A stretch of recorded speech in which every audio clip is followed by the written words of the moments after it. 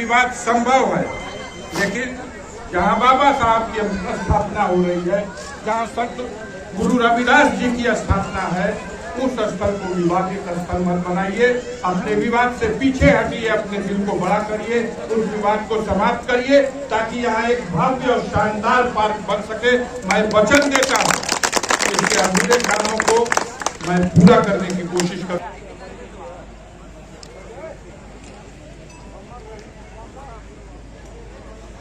Doctor Ambedkar अमर रहे, अमर रहे, अमर रहे।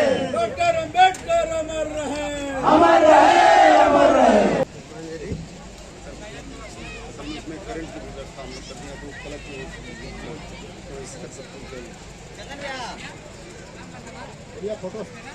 बोला बोला संत रविदास बाबा की।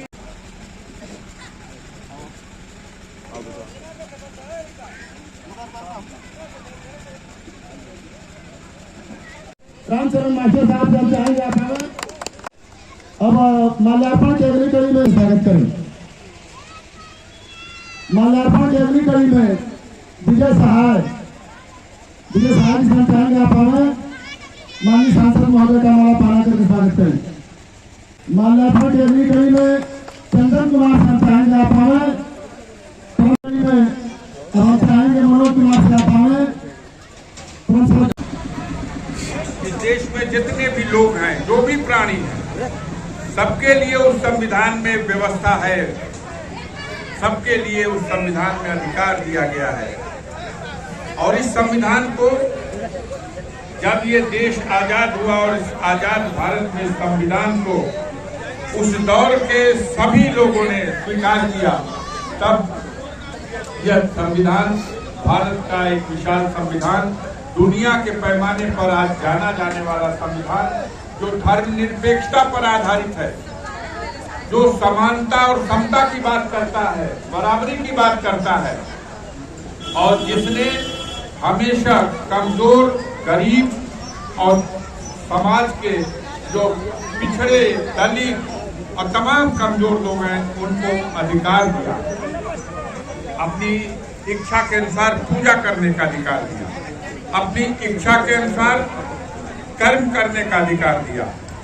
हमारे देश में विडंबना ये है कि ये वो दौर आ गया जब आज सब कुछ भी खतरे में हो, कुछ फर्क नहीं पड़ता, लेकिन आज संविधान खतरे में दिखाई देता।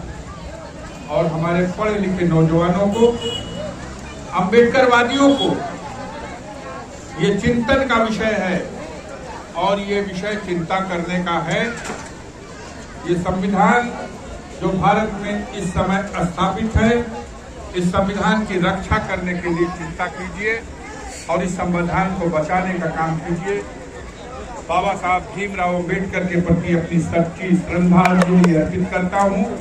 उन्हें याद करते हुए हम ये कह सकते हैं कि ऐसे महापुरुष थे, उस टक्कर का ज्ञान वाला महापुरुष भारत में नहीं, विश्व में कहीं नहीं था।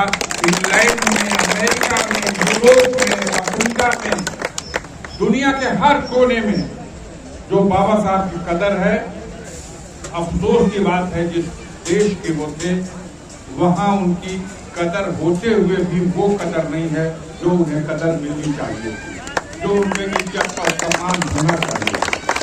आज भी बड़ा दुख होता है कहीं कहीं कि विवाद इस बात पे खड़ा कर दिया जाता है कि मूर्ति कहाँ लगेगी या कहाँ नहीं लगेगी। और आज भारत में जब कोई चट्टी, चौराहा, बाजार, कोई स्थान ऐसा नहीं है जहाँ किसी भी देवी देवता की कोई मूर्ति रखने से कोई किसी को रोक दे, लेकिन बाबा साहब भीमराव अम्बेडकर का, इनका नाम और इनकी वो पुस्तक आज भी जो समानता में विश्वास रखने वाले लोग नहीं हैं, जो असमानता के रास्ते को ही अपना रास्ता समझते हैं, उनको कष्ट होता है। वो इसे रोकने का प्रयास करते हैं, वो इसे बदलने की कोशिश करते हैं।